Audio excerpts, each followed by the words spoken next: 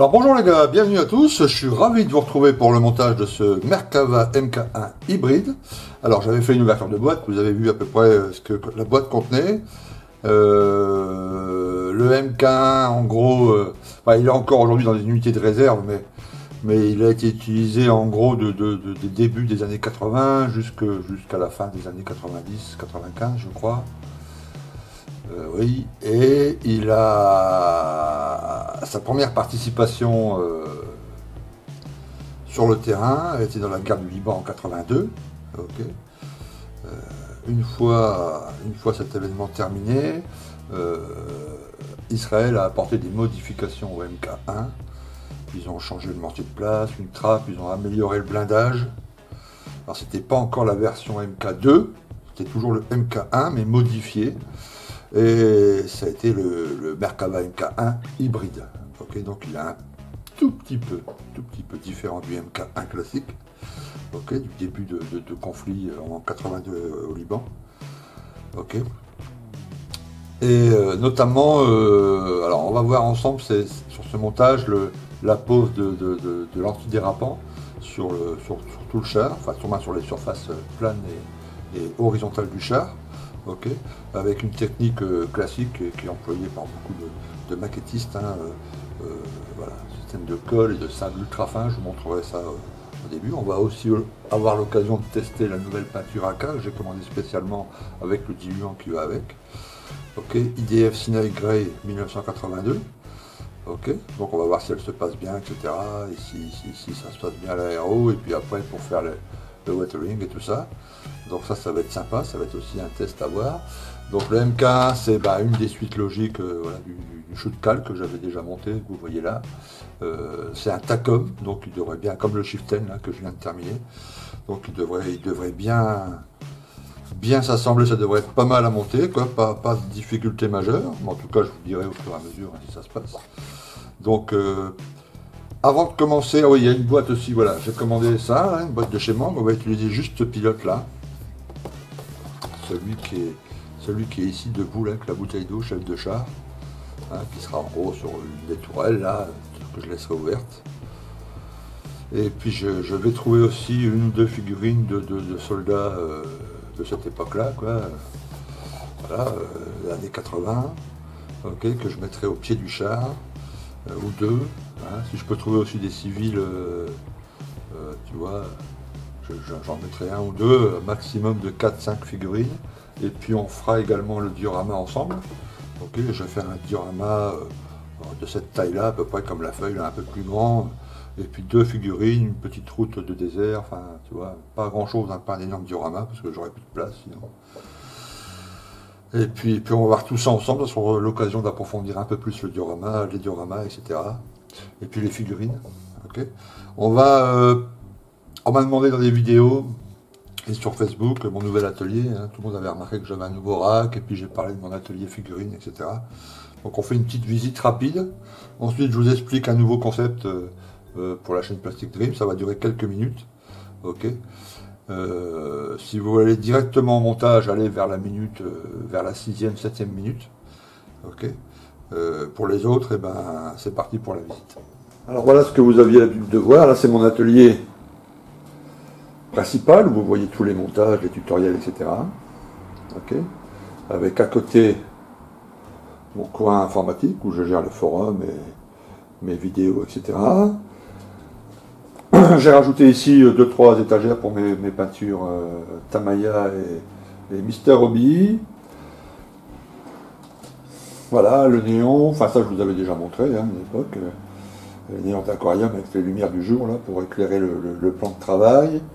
Mes 3 webcams, une qui est dessus là, mais je la tiens à la main, mais vous voyez le trépied. Celle sur trépied là, elle filme sur le côté. Et puis celle au-dessus de la cabine, la toute petite, là, c'est celle qui filme mon visage pendant mes montages. Voilà, et là, ce qui est nouveau, ce que j'ai rajouté juste à côté, donc vous voyez, on part vraiment pas loin, c'est juste là. Voilà, là, c'est un petit atelier figurines et travail au pinceau. Voilà. Donc, j'ai monté ici quelques étagères avec tout le matériel, tout ce qu'il me faut, etc. Bon, c'est encore un peu en cours de mise en place, mais ce que je voulais, c'était un espace dédié, et puis bien éclairé près de ma grande fenêtre, là vous voyez, pour que je puisse peindre tranquillement avec toutes mes peintures à disposition, pinceau, huile, et puis mes pigments, etc., etc. Et grâce à la chaise roulante, là, ça me permet de naviguer d'un poste à l'autre, et puis d'avoir un peu plus d'espace de travail. Ok. Voilà, alors avec aussi la lumière, la lampe du jour, là, puis là, un petit espace lecture où je bouquine, etc. Enfin, mes bouquins sont là. Voilà, retournons à l'atelier. Alors les amis, avant de commencer, un petit truc nouveau. Alors je ne sais pas combien de vidéos va durer la Merkava, peut-être 5, 6 vidéos, peut-être moins, peut-être plus, enfin je pense plutôt 6 ou 7 vidéos. Sur ces 7 vidéos, je vais prendre tous les commentaires, tous les noms des commentaires. Je vais filtrer les tipeurs, okay, ceux qui tipent tous les mois et qui m'aident à maintenir cette chaîne avec 1 ou 2 euros par mois. Et je vais prendre un nom au hasard, hein. Il y a des programmes là voilà, tu rentres une dizaine, quinzaine, vingtaine de noms et puis tu sors un nom au hasard. Et à cette personne, je offrirai un modèle à chaque fois, maintenant sur mes montages, un modèle que j'ai monté, évidemment. Ok. Donc pour ce Merkava, ça va être celui-ci. Alors vous le reconnaissez, c'est le Corsair F4, celui que j'ai fait le tutoriel sur la chaîne, vous savez, le fameux le premier tutoriel complet que j'ai fait sur le Plastic Dream. Donc si c'est vous si vous êtes tipeur et puis que vous avez posté un commentaire sur toutes ces vidéos du Merkava, et ben je vous envoie ça chez vous, voilà, bien emballé, bien protégé, et puis vous pourrez mettre ça dans un coin de votre vitrine. Ça se fera un petit souvenir de cluster. Ok, voilà, bon, c'est aussi une façon de remercier les tipeurs, et puis voilà, j'ai passé beaucoup de temps sur ce modèle. Et puis ça fera plaisir. Alors si jamais vous n'êtes pas un monteur d'avion, par exemple, et puis que vous ne voulez pas d'avion dans votre vitrine, ce qui est possible, hein, vous faites des voitures ou des motos ou autres, et puis que votre nom est tiré au sort, et ben vous me le dites, et puis je retire au sort, et puis je le mettrai à quelqu'un à qui ça fait plaisir, quoi. Voilà. Ok. Donc voilà, n'hésitez pas à passer des commentaires, les tipeurs. Hein. Si vous n'êtes pas tipeur, et ben tipez. Et puis votre nom sera peut-être choisi au hasard, et puis vous recevrez un de ces modèles. Ok. Allez, on commence. Ok, alors on commence la construction du Merkava. Alors j'ai commencé l'étape 1, page 1, vous regardez, voilà. Tout ce que j'ai stabiloté en orange, là, c'est les numéros de pièces que j'ai posés. Il en reste plus que 2. Alors comme sur le Chieftain MK10, les pièces sont correctement moulées. Il y a une super gravure.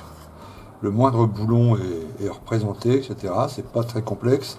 Alors, chez Takom, comme chez beaucoup de fabricants, il faut monter les pièces dans l'ordre, là, vous voyez. Par exemple, sur cette phase ici, vous avez plusieurs pièces, je vous les montre. Vous voyez, j'ai monté celle-ci en premier, puis celle-ci, puis après celle-ci, puis après celle-ci. Voilà, vous voyez, il y a des rangées comme ça. Il faut aller dans l'ordre. Et c'est comme ça que ça s'emboîte parfaitement. Il y a 2 petits trous ici d'1,2 mm à poser. Voilà, qui ont été faits. Donc ça c'est la page 1. Alors il y a un petit truc, vous voyez, on en parlait là de cette espèce de petit gabarit. Et ça c'est pas mal parce que ça permet, une fois qu'on a fini un côté, de vérifier que voilà, tout est parfait, tout rentre parfaitement, tout est bien aligné.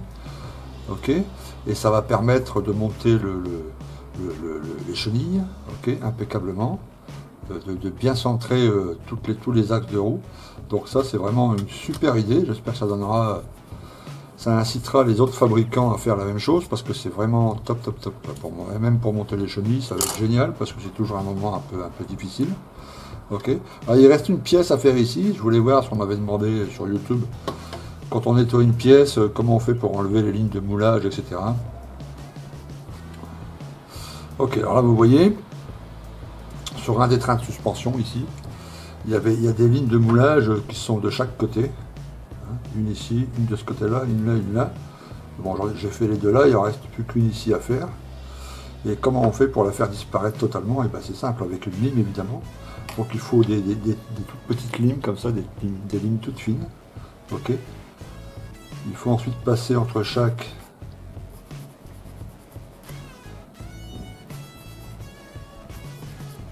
segment de la suspension. Faut laisser la ligne, faut pas trop, moi j'appuie pas, hein, ça fait le boulot pratiquement tout seul.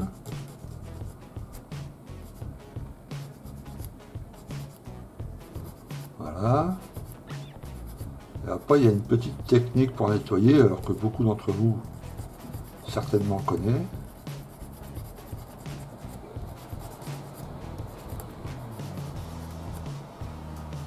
Voilà, vous voyez, il y a cette poudre blanche évidemment qui est le plastique qu'on vient de râper en quelque sorte.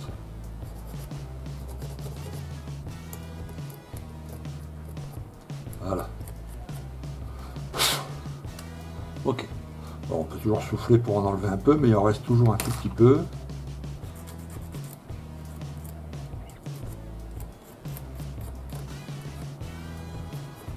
Alors pourquoi c'est important d'enlever toutes les lignes de structure sur toutes les pièces? Parce que quand vous allez faire... si vous faites un dry brush par exemple sur cette pièce, et ben vos pigments ou votre peinture, si vous faites un dry brush, va accrocher à cette ligne de structure et on va la voir. Moi je vois beaucoup de maquettes montées en photo là sur internet et on voit encore beaucoup de lignes de moulage, quoi. Il faut mieux les enlever. Ok. Et après, pour nettoyer un peu le plastique, la petite astuce, c'est de prendre la colle extra fluide Tamiya. Ok. Voilà, on rince un peu le pinceau, et puis on la passe. Et comme c'est une colle qui fond un peu le plastique, et ben elle va fondre toutes les petites scories, toutes les petites choses, et puis vous avez voilà. Et vous avez un truc pratiquement neuf, comme si la ligne n'avait jamais existé. Bien propre, bien net. Ok, ce qui fait que quand on va passer les pigments et tout, bah, ça va être complètement invisible, quoi. Et il faut faire ça un peu partout, quoi. Donc c'est long, d'accord, mais ça permet d'avoir après un modèle qui est nickel, sans ligne de moulage, rien du tout. Ok, donc on va coller ça. Donc les grosses pièces avec la colle blanche Tamiya. Et les petites pièces évidemment avec la colle verte. Ok, il me reste une petite pièce ici pour terminer complètement l'étape 1. À la page 1, comme il n'y a pas vraiment d'étape, c'est plutôt par page.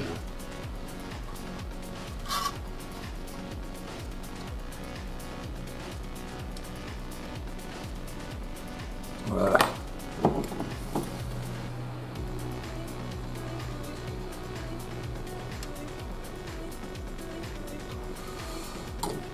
Et bien voilà, page 1 terminée. Donc le train de roulement, sur la page 2, on va attaquer les...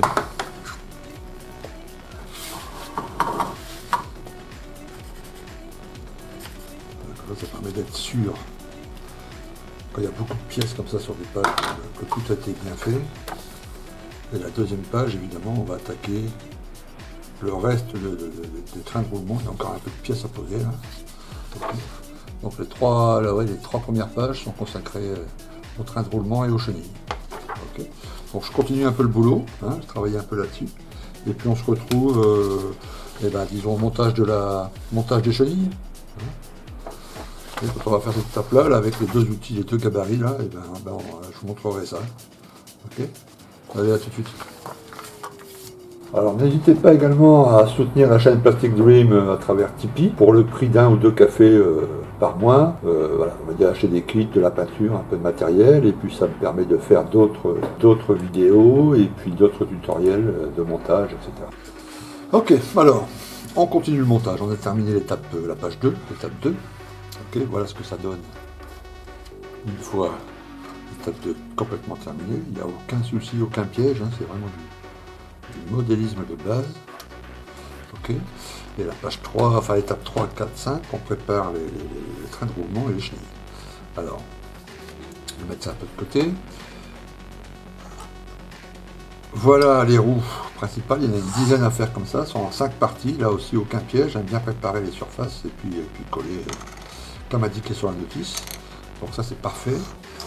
Ok, il y a ces deux roues ici qui sont en même position que celle-ci, mais elles sont toutes à l'avant, ces deux roues, une de chaque côté, les mêmes que celle-ci, mais elles sont percées, il y a un petit trou comme vous voyez. Okay. Et ensuite il y a les fameuses roues d'entraînement, enfin, celle-ci d'entraînement, celle-ci de roulement, à la fin. Ok. Pareil, aucun piège, hein, attention. Alors cette petite truc là, mais c'est bien expliqué sur la notice, vous voyez, c'est cette étape ici. Voilà. Il faut percer des petits trous comme ça, ok, avec la perceuse manuelle. Et Takom fournit un petit gabarit, donc vous voyez là. Donc il suffit de placer le gabarit sur la roue, prendre la petite perceuse, et puis faire un petit trou à chaque emplacement prévu. Voilà, attention de ne pas aller trop loin pour ne pas percer de l'autre côté.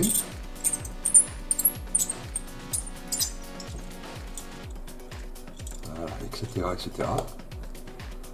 On enlève le gabarit, on nettoie les petits scories. Ok, on fait tout le tour comme ça. Et puis on obtient, alors j'ai déjà fait l'autre roue. Voilà, donc bon système encore de Takom.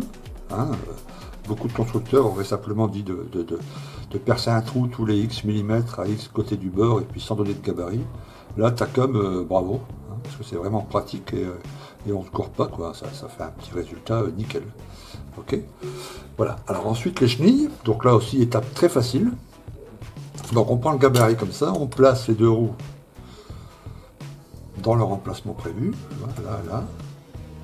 Ensuite les chenilles sont soit sous forme individuelle, soit en plaque comme ça, on les place comme sur la notice, hein, pour exactement suivre ce qui est écrit ici, oui.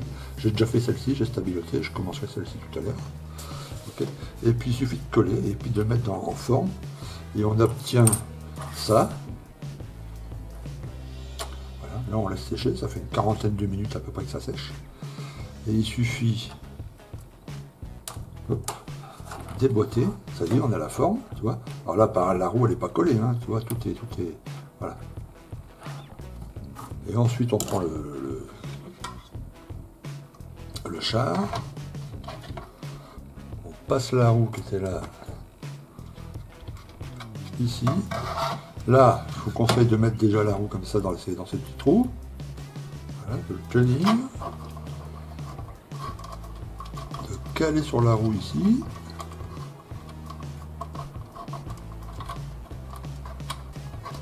Voilà. Et puis celle-ci va s'emboîter tout naturellement. Et puis voilà. Et là, bon, une fois qu'il y aura les roues ici, puis que cette partie-là, la dernière partie sera collée, et ben l'illusion est parfaite. Hein. Donc après, bon, il y a des jupes ici, hein, sur le côté du Merkava, donc on verra pas une grande partie du truc, mais je vais peut-être enlever une ou deux jupes pour qu'on puisse voir le dessous, parce que c'est quand même assez travaillé, et Takom y a apporté un soin certain. Bon, ça serait dommage de cacher les deux côtés. Ok, mais bon, bravo Takom, parce que les chenilles, c'est toujours un moment, un moment compliqué sur un char, parce que si elles sont en vinyle, bon, bah, c'est moche, il faut les remplacer par de la friule. La friule, c'est une après-midi de boulot, enfin, une après-midi, 3 après-midi de boulot, et puis 35 € en plus. Voilà. Sur les autres plastiques, beaucoup de kits, c'est maillon par maillon comme ça, mais il n'y a pas de guide, il n'y a rien, il faut se débrouiller soi-même. Okay. Alors que là, franchement, avec ce système-là, Takom, top, bravo. Vraiment bravo. Si vous pouvez faire ça sur tous vos autres blindés, et puis Dragon suivre la suite et Tamiya faire pareil, là, ça serait vraiment nickel. Ok, bon bah écoutez, voilà. Une fois que tout ça sera en place, donc on va peindre ça à part, évidemment. Hein, je peindre ça à part, toutes les chenilles à part et toutes les roues à part, voire faire déjà le panel line wash, tu vois, et puis après tout réassembler, et là ça sera la première partie terminée, et ensuite la deuxième partie évidemment c'est le dessus du char et la tourelle, et on emboîte les deux à la fin, et on obtient la maquette terminée. Okay, donc prochaine vidéo, ben, on commencera par par travailler sur le tablier. Il y a pas mal de pages, pas mal de choses à faire, ça promet d'être assez intéressant, ok. Et puis on terminera par la tourelle, et puis voilà. Ok. Alors écoutez, merci de m'avoir suivi. Ok, pour cette première vidéo du Merkava, c'était pour lancer le projet. On se retrouve très bientôt avec soit la suite de ça, soit avec la suite du Mirage 3C.